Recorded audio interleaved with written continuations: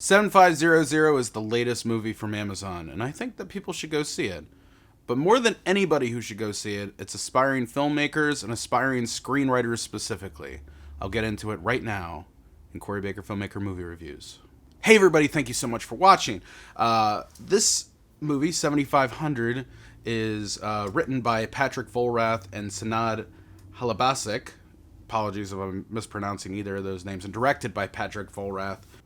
I don't want to get too much into plot, so I don't spoil anything, but basically it's about a terrorist attack, a terrorist hijack of an airplane, and the events that happen following that. One big star in this, Joseph Gordon-Levitt, who plays the co-pilot Tobias, and he is basically in the middle of this whole thing. He is the point person responsible for getting the plane to safety during this event, and he's the one who is constantly negotiating with the terrorists who are outside of the door trying to get in. There's lots of great other people in this movie, too. Nobody who most American moviegoers would recognize or know, per se. But Omid Memar, Aylin Tezel, Carlo Kitzlinger, and Aurélie Thépaut all did wonderful jobs throughout the entire course of this movie. It's not a lot of characters. That's one thing that certainly helps. And getting into the point I was making in the lead-in, this movie is very enjoyable. I think that everyone, regardless of whether or not you're into film or you're not into film, whether you're just a watcher or a maker or anything like that, you'll enjoy this movie. It's good. It's not going to blow you away. It's not anything super new and original, but it's very well executed. For the filmmakers, for the screenwriters specifically who are watching this and wondering what you could take from this and really help make a movie of your own, is it's in one location, and specifically one location with a very specific point of focus. If you look back at the movie when it's all done, 99% of the shots are inside of the cockpit. And then every once in a while we get shots outside of the airplane onto the runway and stuff like that, and outside of the plane onto the sky as you're like taking off and stuff like that. Some of that looks like it would have been green screen. Some of it looks like it was shot like on an airstrip somewhere. But more than anything, this is a set, basically, that you can create, and you can have the entire movie take place in one location. And if you can do that, then you can save significant money in making a movie. The budget on this one, from what I saw reported, was $5 million, which is, in terms of like a major movie release, is nothing. Snowden, in comparison, was $30 million. And that's because Snowden had lots of locations, lots of characters, lots of moving around, lots of everything like that. If you can figure out a way to put your movie into basically one location, then you have saved yourself so much trouble as far as trying to figure out how you're going to schedule this thing, how you're going to plan all the crew, getting to locations and stuff like that. Because think about it like this. So I work in sound on like my day-to-day. So when I go out to work on a movie, for 3 days I might be at some ranch up in Lancaster or something like that. And then 2 days I might be downtown LA, another 4 days in Santa Monica, going out to the valley for a week. It moves around. And when I go from one location to another, I have to pack up all my gear. I have to put it in the car. I got to load it back into the home. The next morning I got to reduplicate all those other things. If, for instance, I was shooting a movie like, and by the way, I don't know how I'm supposed to exactly say the movie title. In the only time it's mentioned in the movie is in reference to the emergency code 7500, which means hijacking taking place. So I assume we're supposed to be calling the movie 7500, but it feels more natural to say 7500. I don't know, whatever. Greater minds than me can argue about that sort of thing. But if you have your movie take place in one location, specifically like just the cockpit of the airplane, you get the opportunity to have the entire cast, the entire crew, go to one place, go to one studio for 3 weeks while you film it out. They can leave their stuff there overnight because you probably got security at the the studio, making sure no one breaks in and grabs all the sound gear or the camera or stuff like that. There's light breakdown that has to happen on any film set between scenes. So the type of breakdown that would happen at the end of a day if you're coming back to the same location is so much easier. It saves you probably an hour at least worth of time in the morning where everyone's bringing their stuff in, getting it all set up, laying it out, getting ready to do the job. If I could walk in and my kit was essentially built, takes me 20 minutes to, put a new SD card in and stuff like that, then I'm already ready to go so much quicker. And, they're working on lighting, they're getting the camera ready, everyone's ready to go so much quicker. If you're all in the same location and you're moving things around too, you have more flexibility as far as the schedule goes. So maybe you don't have enough time because you're running over on some big scene that you have for the day. You can totally fit in little tiny scenes to fill out your day and move the bigger scene that you're not going to be able to get to the next day, or whatever, however it works. It's so much easier when you have one location and one story that you're telling. And as far as like a viewer of this movie, there were times where I felt like it was a little bit simple and that it could have extended a little bit beyond the cockpit for telling a better, more fully completed story. But as far as what was actually being done here, as far as like a movie about all being in like one particular location, this one's kind of hard to beat as far as the execution of it and how well it was done and how everything just plays along so nicely. And it is not high concept art, but it doesn't have to be. Another smart thing, just going from the filmmaker aspect again, Joseph Gordon-Levitt is a known star. He's not Tom Cruise, he's not Brad Pitt, he's not the biggest stars in Hollywood kind of thing, but Joseph Gordon-Levitt is very well respected. He's a very good actor, and he has enough name cachet that if somebody's scrolling through Amazon Prime, they're going to find his face and they're going to go, oh, I love Joseph Gordon-Levitt, and they're going to watch it. He's a big enough star that you can have him be the lead in your movie and you'll be good.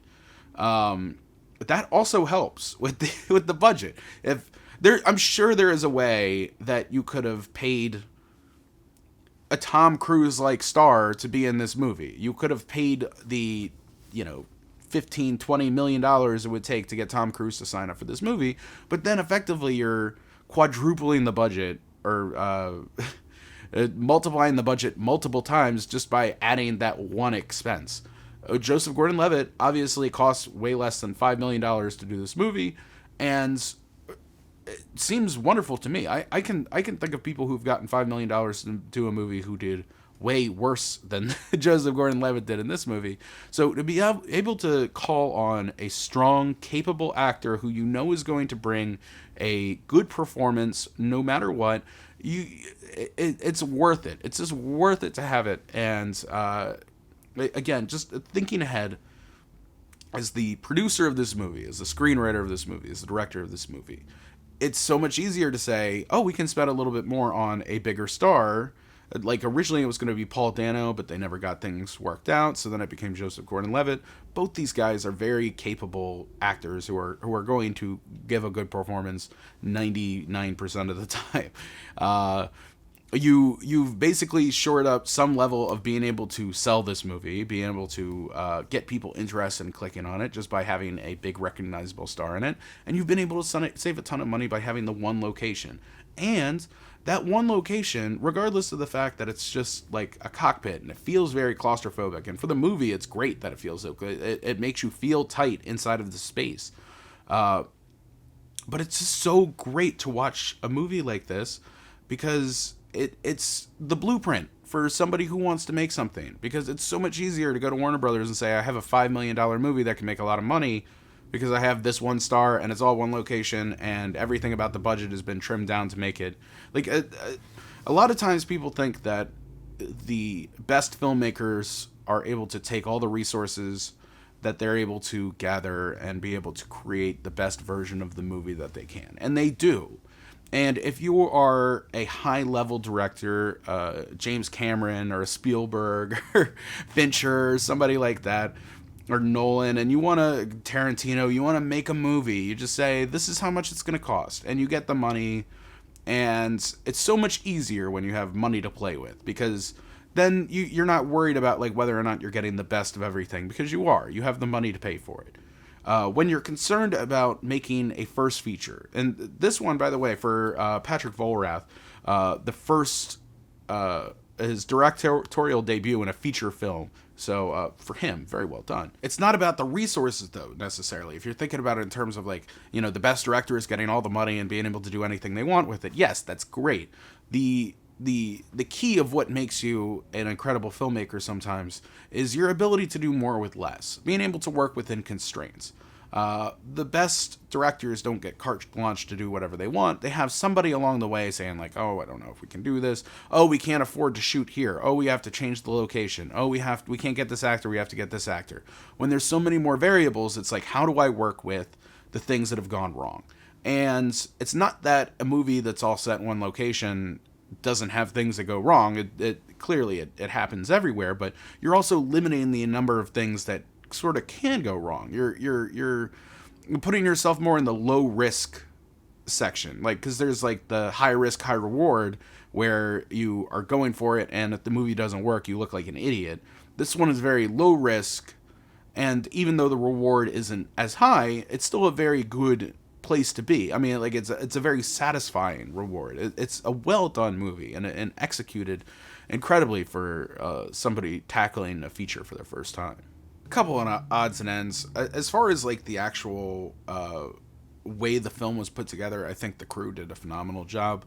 The camera is very great, even though you have very little room to play with, and they make it, even if they are able to take off half the plane and be able to shoot open, it still feels super claustrophobic. So well done by the filmmakers on that one. And specifically, I'd like to give it up for the gaffer and G&E and stuff like that, because the movie has a lot of light that works with it. The cockpit is just filled with various different lights that are in your face. And at no point during the movie did I really ever feel like the light was unmotivated by something. It always felt very authentic, and it didn't overplay it. And I don't know if they did a combination of green screen stuff plus real location at like an airport to do sort of the end of the movie, but the little choices that they made, like the way that they were able to pull it all together, it seemed very seamless. I didn't notice it at all. It's not like I went, oh, green screen at some point. I just assumed because it's easier to do it that way.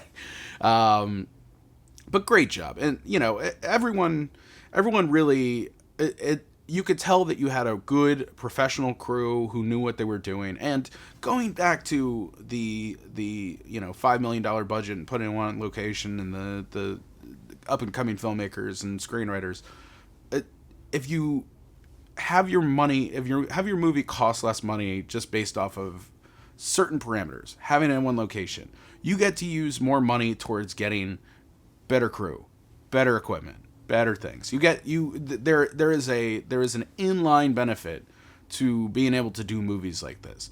And movies are the most expensive form of art there is out there. And even making a small little movie costs a ton of money if you are actually paying people and, like doing things the way that you're supposed to be doing. And they clearly were able to just get a ton of really talented people and sort of make the most bang for the buck. And that's really what it's about. It's you have an asset and you're trying to get the most out of it. One last thing before I get out of here. I didn't have a problem with the idea that we had, like Muslim terrorists on this plane trying to hijack it and stuff like that. I get, where that comes from. It's happened before. So clearly, it's sort of on people's minds. Something about it, while it wasn't handled in a impolite manner, it also sort of felt like something that might not age as well. It didn't, especially in this time where, there's protests for, the police killings of George Floyd and Breonna Taylor and, like down the line. I feel like I'm a little bit more sensitive to the ideas of a racial stereotype. And while our Muslim extremists who are trying to hijack the airplane are not caricatures, they're not like, they're real people who feel like they come from an authentic place. It just does it. The idea of it just sort of sits weird, and I don't know how to explain it. It's the only thing that just sort of felt a little bit unencumbered about the whole thing. I don't necessarily know how I would have enjoyed the movie more if it was somebody else who was hijacking the plane. I don't know if I would. I think it's an easier shorthand for people, which is not great for the Muslim community, but it's sort of one of those things that is still out there in this world.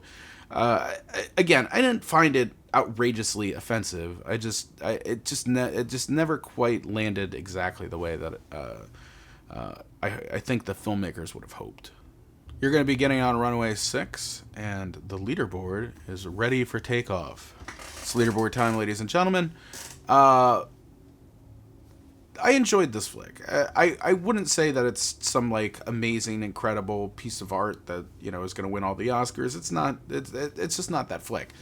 But what it is an ideal for the Amazon Prime at-home viewing experience. It's a very interesting movie to watch when you're at home. You're just sitting there with the girlfriend, you're sitting there with a friend, you're, trying to figure out something to watch to pass the time. It's a wonderful little distraction from everything that's out there. I could certainly find you better movies.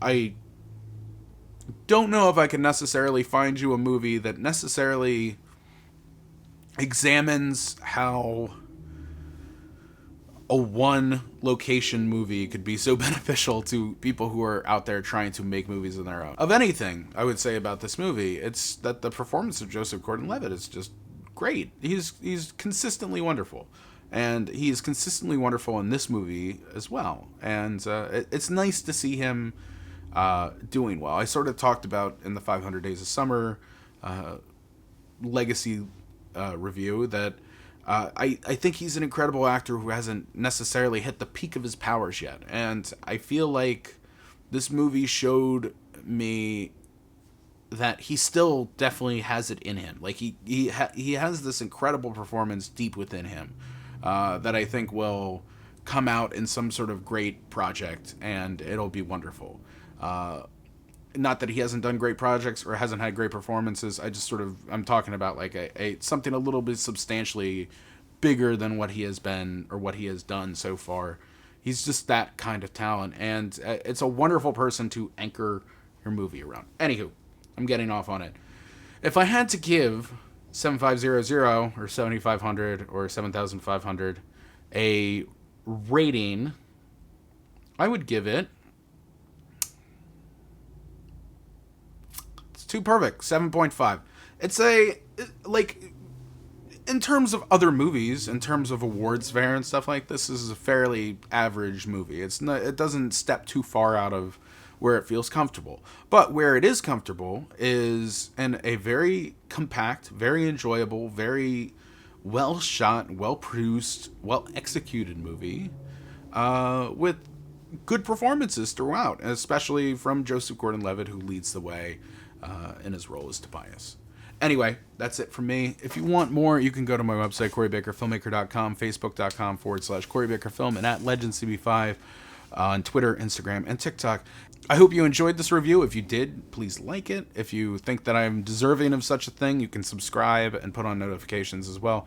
I do these reviews as often as I possibly can whenever I see cool new movies or whenever I see an older movie that I want to talk all about. So please check me out for more of that if you are interested. But that's it. Ladies and gentlemen, I got my passport ready. I got to get to LAX and definitely not take a flight because I am staying in for the rest of the day.